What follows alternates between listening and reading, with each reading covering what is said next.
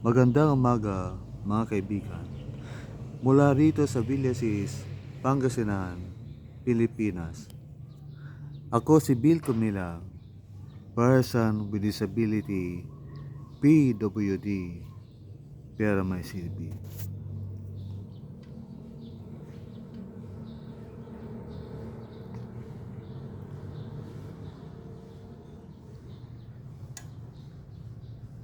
Hello. Kumusta po kayo? Ako po'y malakas ngayon. May mabuting kalusugan. At maligaya. Salamat sa Diyos ng buhay. As usual, ako po'y nakaupo sa aking wheelchair. Ang pang ito po ay hindi po gumagalaw. Pero ang aking kanang paa po'y malakas gumagalaw po. Parehas po ng aking kanang kamay na nakahawak sa aking cellphone. Ang aking kaliwang kamay po ay dito lang siya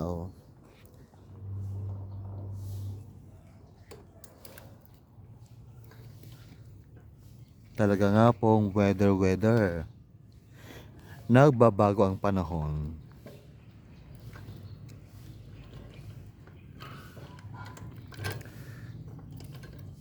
Oops.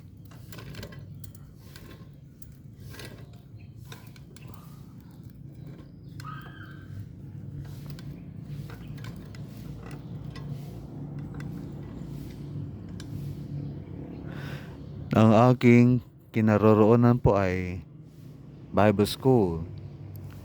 Na ang pangalan po ng school ay formerly Bible Methodist College. At dito po ako nag-aral ng 4 years from 1986 hanggang 1990. At dito rin po ako nagturo ng 7 taon. At ngayon po ako pinagbalik upang magturo dito. Now this school is Philippine Bible Methodist Shepherds College Incorporated.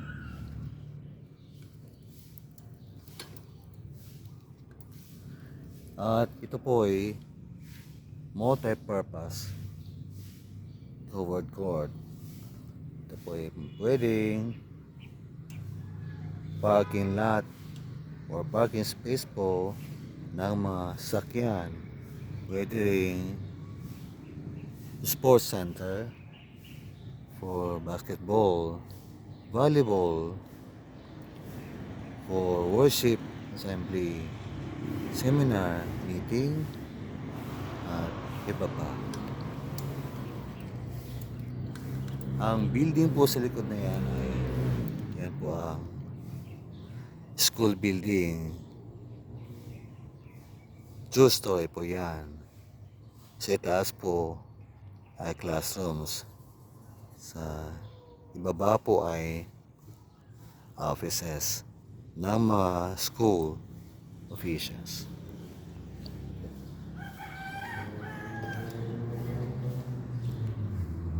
Wala po akong sasakyan dyan. Yan po ay sasakyan ng aming kapitbahay at tagalabas. Ang ganda ng punong ito. Naka-relax po kapag akin pong tinitingnan. Ano kaya ang pangalan ng punong ito? Sabi nila sa akin, ito raw po ay balete. Is it true?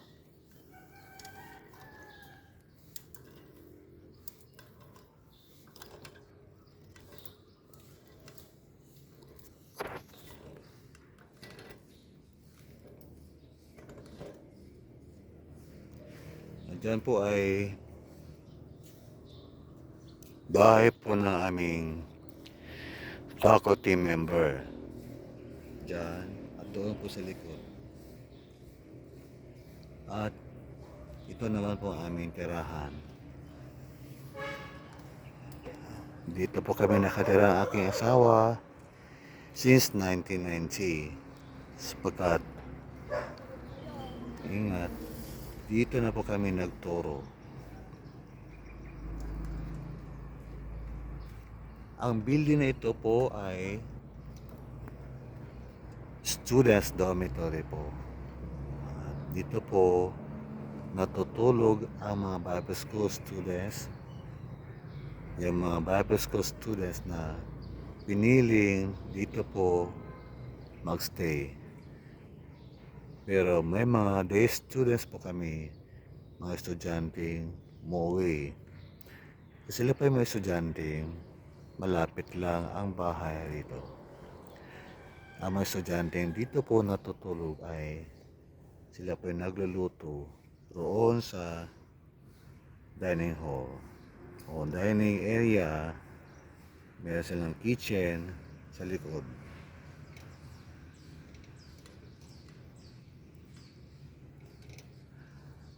Ang building po na may mataas na bubong ay library sa itaas. Sa ibaba po ay dining hall. Gaya na aking sinabi, sa side po o likuran ay kitchen. Meron po kaming chapel doon sa side po ng kalsada. Alam niyo po, umaambon.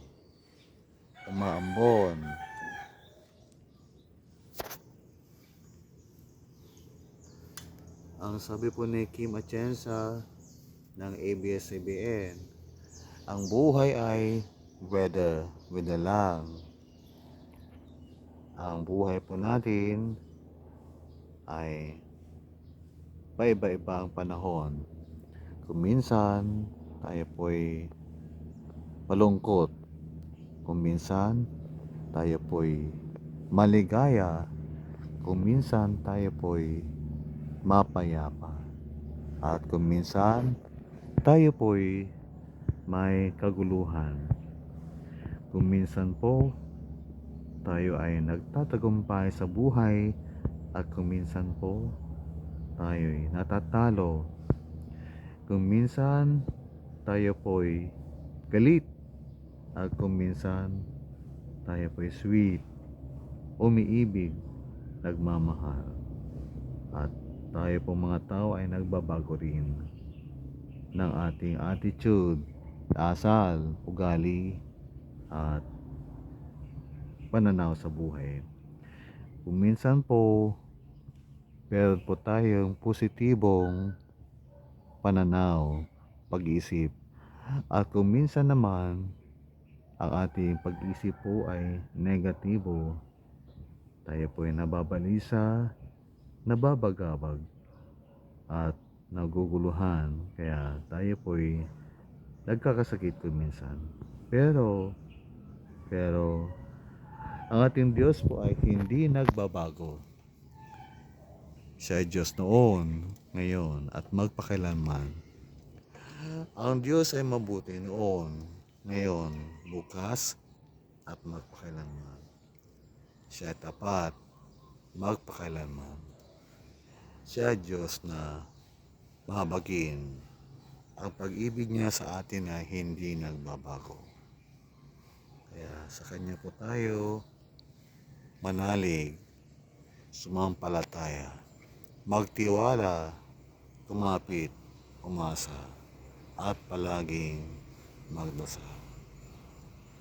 Kaibigan, kung ikaw ay merong pagkukulang sa Diyos, may nagawang kasalanan, sa sandaling ito, hiniling ko sa iyo na ikay magpakumbaba at humingi ng tawad sa Kanya. Join me as I pray. Dakilang Ama sa langit, maraming salamat po sapagkat ikaw ang Diyos na mapagmahal, mahabagin, mapagbiyaya, Diyos na tapat, Diyos na nagpapatawad sa mga nagpapakumbaba sa inyong harapan. At sa sandaling ito, Ama, kami po ay nagpapakumbaba sa iyong harapan at humihingi po na iyong kapatawaran sa aming nagawang pagkukulang at mga kasalanan. Inyo pong pakalinisin ang aming puso at tulungan mo kaming mabuhay ng matuwid araw-araw. Maraming salamat, Panginoon, sapagkat dahil kay Jesus, dahil sa kanyang kamatayan sa krus, ay kami nagkaroon ng kaligtasan. Maraming salamat po. Inyo pong pagpalain ang bawat viewer ngayon. Tulungan niyo po sila sa kanilang buhay. Kung meron silang problema sa pamilya, problema sa relasyon na mag-asawa, mag-anak, magkaibigan, magkapatid, katrabaho, kapwa mananampalataya, problema sa trabaho, problema sa iglesia, problema sa isang munisipalidad, bayan at buong bansa, ay amin pong inilalapit ang aming mga problema po sa inyo, sapagkat kami po ay nananalig at nagtitiwala na kami po inyong tutulungan kapag kami po ay nagpakababa sa iyong harapan at humingi ng tulong po ninyo. Maraming salamat po, Ama.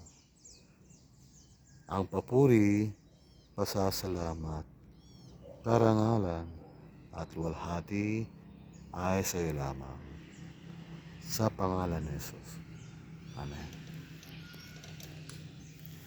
Mga kaibigan, lumalakas po ang ambon. Kaya siguro po ako na po ay pupunta po sa silong. Dito po.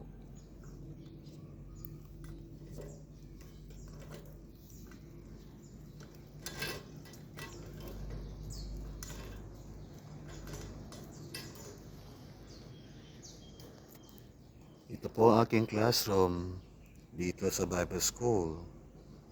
Kasi po, dahil nga po ako po ay nakaupo sa wheelchair, mahirap para sa akin na umakyat po roon sa school building. Kasi kailangan pa po may magbuhat ng aking wheelchair. Kaya ako po ay nagpagawa na ng aking sariling classroom dito po.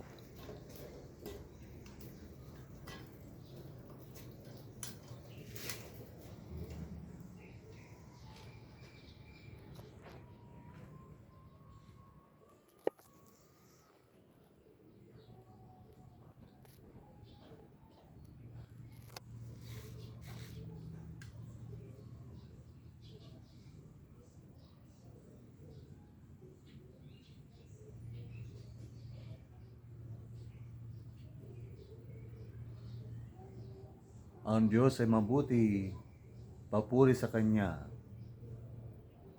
Magandang tanghali po.